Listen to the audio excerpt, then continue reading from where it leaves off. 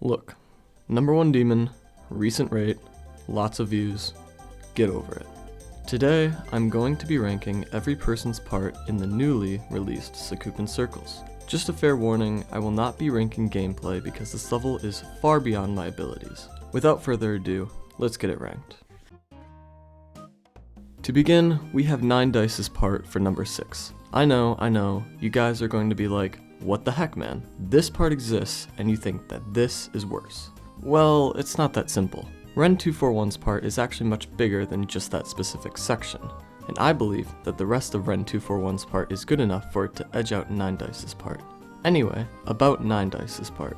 I find this part incredibly bland and unoriginal. The colors are very dull, and they don't match the neon feel that the rest of this level gives off. I think that the biggest issue with this part, though, is the static environment that is presented. This is by far one of the most still parts of the entire level, second only to this section of Ren 241's part. Other than that, it is a fine part, I guess. It just doesn't make me feel anything.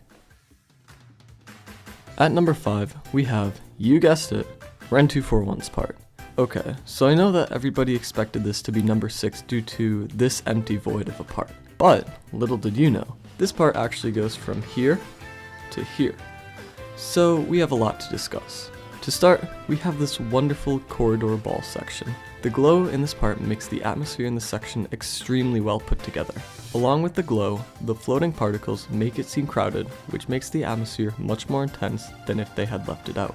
The pulsing of this part makes it seem ominous, as if it were preluding towards the more significant part that is to come. Maybe like an extremely difficult waves section or something, I don't know. To be honest, I didn't like this part at first, but then I slowed it down and realized how freaking cool this part is. The slopes' block design looks very cool, and the flashing is done in such a way that makes it seem irregular, which is such a unique take on the circle style. Along with the flashing, there's also the little pipe decoration within the structuring that makes the space seem well used. Unfortunately, that is about where the praise ends. The ball does not flow well together throughout that section, and the mini-wave has nothing redeeming about it. This part is emptier than Squidward's soul, and it is primarily what drags this part down to number 5 on the list.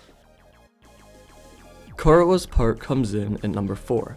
This is one of those parts where I don't really feel anything when I watch it. For the most part, it is pretty bland, which is why it's in the back half of this list. But that isn't to say that there are no redeeming qualities about this part. For example, I really enjoyed the pulsing background in this part. It gives this part more depth and makes it seem more complete than if it were absent.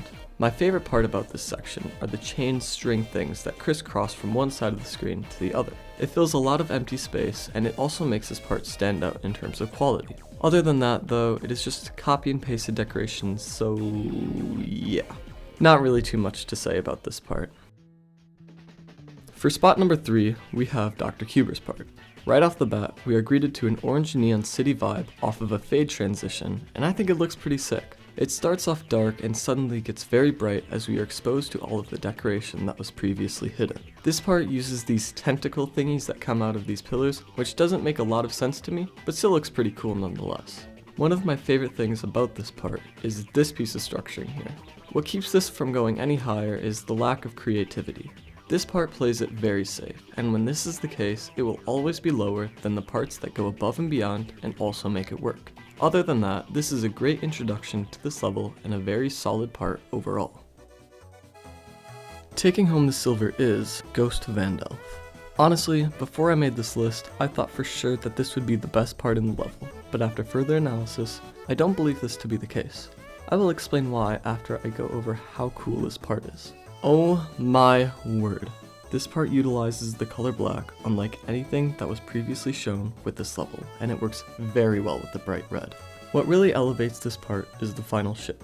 The structuring at the bottom and the top of the screen are by far the best looking out of any other time that this type of decoration is used. Along with that, the abundance of red to contrast the black works wonderfully. Unlike the dual wave, there are saws in this section to add to the atmosphere and fill the empty space. Switching gears, the sync in the straight fly section is very well thought out. Almost every flash is synced to the song. The best example of this are the triangles on the bottom structure of the straight fly. Then we have the end screen. The flashing text and decoration works really well here because it is something with low stimulation during this refractory period that follows the intense climax beforehand. insert sex joke here. I also like how every flash is a different color, which shows a lot of intent behind their decisions. If I have this many good things to say about it, how in the world is this number 2? Simply put, I believe that this part has less consistency in the amount of detail than my number 1 pick. If this whole part looked like the ship, this would be number 1, no doubt. But unfortunately, the beginning and the ending of Ghost Vandelf's part does not give me the amount of detail that I need to place this at spot number 1. At spot number 1, we have M0 and Endeavor's part. This part is so freaking cool, dude. It gives off the sense of being busy without being repetitive, which really makes it stand out from some of the other parts on this list. The colors look spectacular, and it is not too flashy, but flashy enough to fit into the circles category. I think they did a great job using different types of blocks as different layers of the 9 circles effect. The background is not too busy, but if it wasn't there, it would be a much worse level. It is one of those things that adds so much to the level without feeling like it does, like wind instruments in a band. I also did not notice these little lamps until I rewatched this level, and I adore them. They're so cute! Overall, this part deserves the number 1 spot due to the amount of meaningful detail that this part presents that isn't present in any other part of this level. With all that being said, do you agree or disagree? Let me know in the comments below. I'd love to hear what you guys think. Okay, shout out to this dude, GG to you, sir. 2% of the people, yada yada yada.